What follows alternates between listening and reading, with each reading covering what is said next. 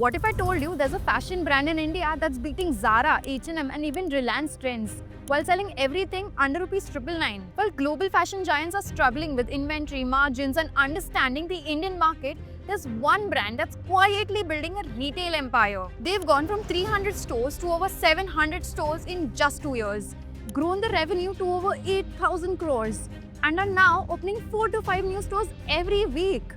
And they're doing all this without a single celebrity endorsement, zero online presence, and barely any advertising spend. So how is this Tata company outplaying Ambani's retail empire and Birla's fashion legacy?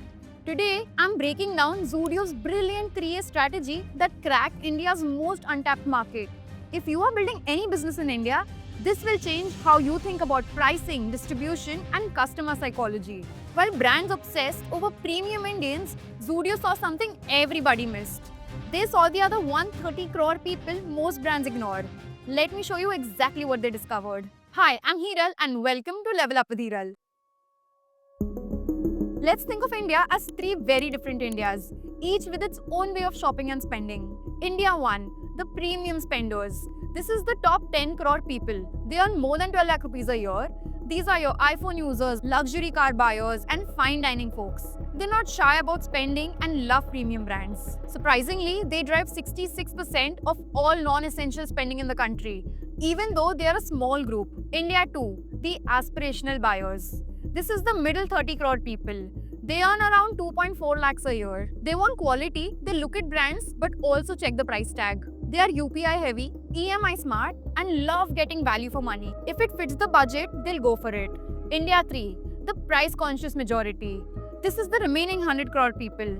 They earn about 80,000 rupees a year. Their focus is on essentials and spend very little on extras.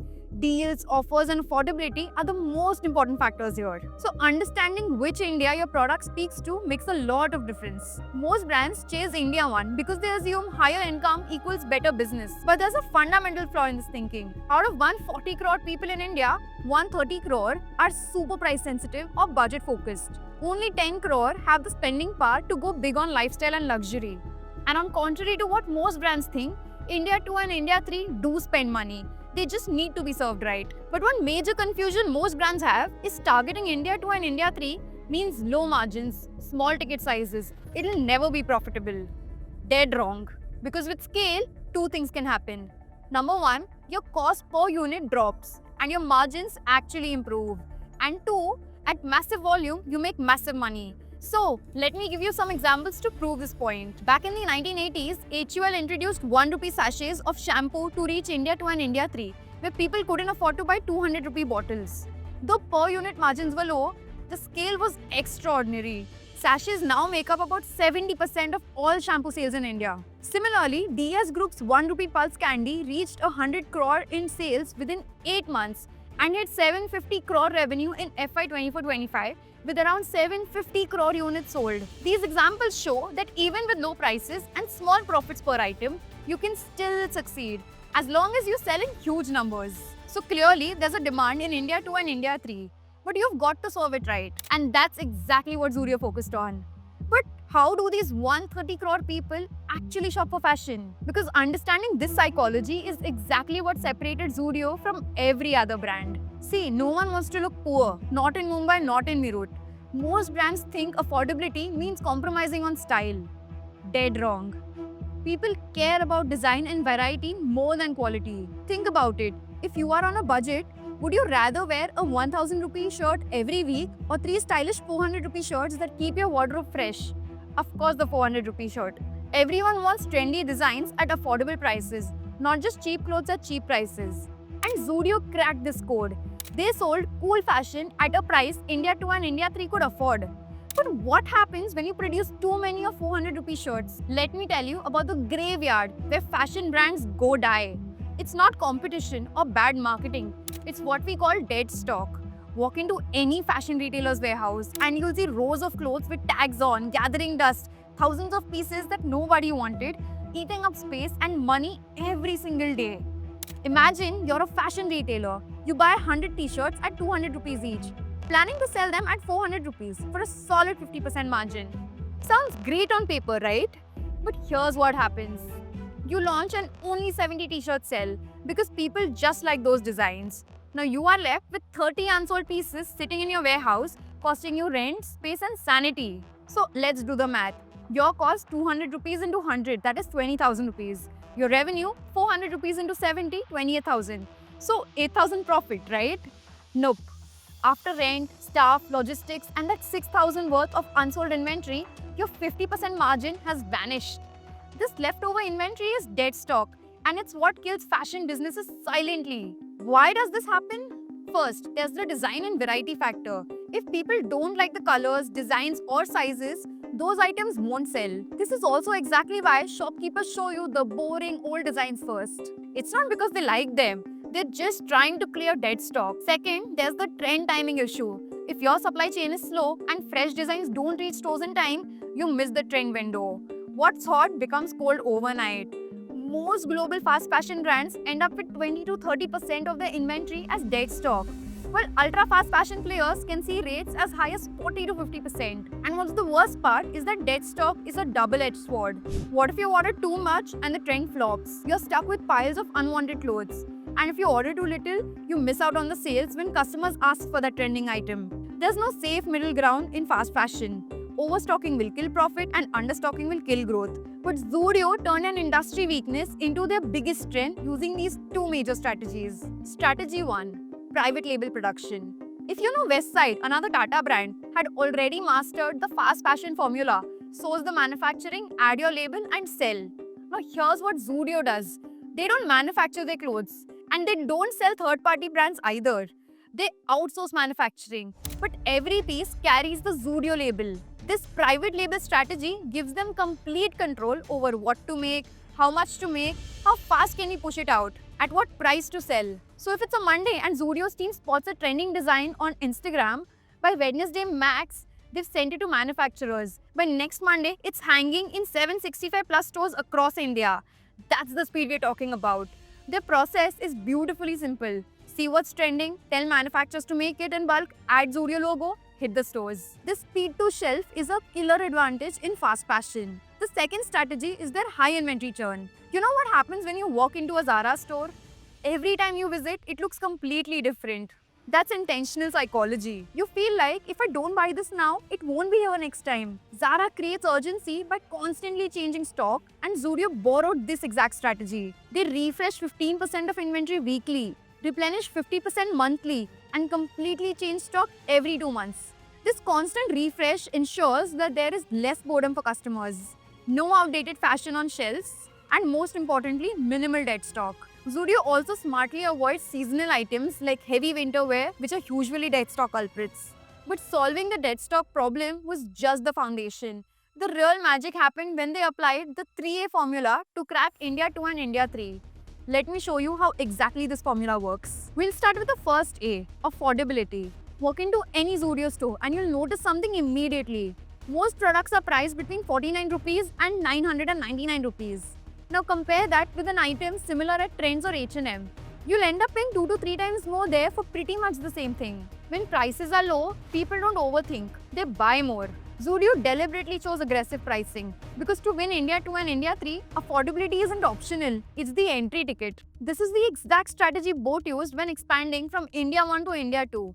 Bella Vita used when entering tier 2 cities, and Meesho when targeting value-conscious consumers in smaller cities through its reseller-led model. And numbers prove that this works. Zudio's revenue per square foot is 16,300 rupees annually, nearly twice the industry average of 8 to 10,000 rupees. Zudio proved that affordability means accessible aspiration. But how does Zudio sell at such ridiculously low prices and still run a profitable business? Number 1. They buy directly from private label manufacturers in huge numbers. So each item costs less, but they still make a profit. Second, they don't hire expensive creative directors or blow money on high-end R&D. They just make what's trending already. Third, they barely spend on marketing. When was the last time you saw a Zudio ad? Exactly. They don't run massive marketing campaigns. It's all word of mouth. People walk in the store, find trendy stuff, and tell 5 more people. This keeps their customer acquisition cost close to zero. While brands like Pantaloons spend 115 crores on marketing, Zudio reinvests those savings into store experience and pricing. 4. They use a smart location strategy. You won't find a Zudio in South Delhi or South Bombay because that's where premium audience stays. Instead of flagship stores in mega malls, they opt for ground floor locations on main roads with large 10,000 to 12,000 square feet formats for maximum street visibility. One of the secret weapons is that Zudio has become an anchor brand. Developers want Zudio as a part of their commercial retail space because Zudio pulls crowds, which helps lease other units. This gives them massive negotiating power for lower ends. 5. The offline only masterstroke. In a world where every brand is rushing to go online, Zudio did the exact opposite. They stayed completely offline. No website, no app, nothing. Sounds crazy, right? But it's actually super smart. When you sell online, you deal with high delivery costs, high return rates, no trial room, leading to dissatisfaction, and constant paid marketing to stay visible. But in Zudio's offline world, it's simple. You walk in, try on a few shirts, buy what fits, pay, and walk out. No returns, no shipping costs, no 399 rupees shirt coming back because the size felt off. This keeps their costs low and the average bill much higher than most online brands. Zudio maintains around a 38% gross margin. That's incredibly healthy for a budget fashion brand. But making clothes affordable is just the beginning. The second A, accessibility, is where Zudio's scale story really begins. How do you make those affordable clothes physically reachable to 130 crore people across India 2 and India 3? The answer was simple. Build stores everywhere.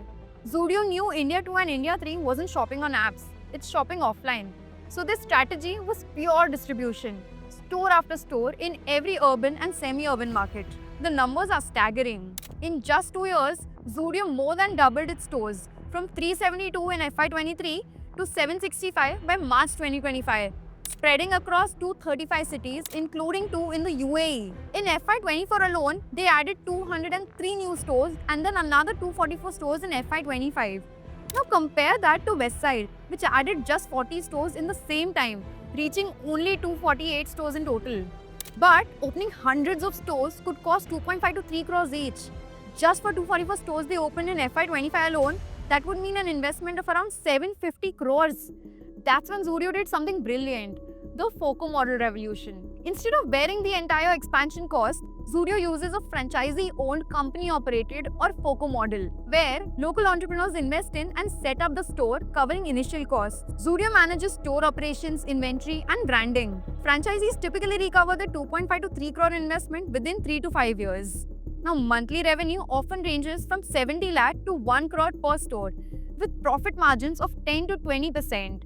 Franchisees earn through revenue sharing, typically around 16% royalty. With this model, Zudio requires low upfront capital. They expand faster without heavy debt, and the reach is scalable across India. The Indian fashion market is worth 6.8 lakh crore rupees, but 85% of it is still unorganized. Zudio's accessibility strategy is systematically organizing this massive market. But even though Zudio achieved affordability and accessibility, it wouldn't be this successful without the final piece of the puzzle. The third A, aspiration, something that transforms into a beloved brand. Let me show you how Zudio cracked the aspiration code. Aspiration is not limited to wanting something expensive. It is about feeling proud of what you're wearing. It is about owning something that feels stylish, modern, and makes you feel like you belong. It is when a product gives you that little emotional high, when it makes you say, "Kya mast dikh raha hai tu aaj." But not everyone has budget for Zara or H&M.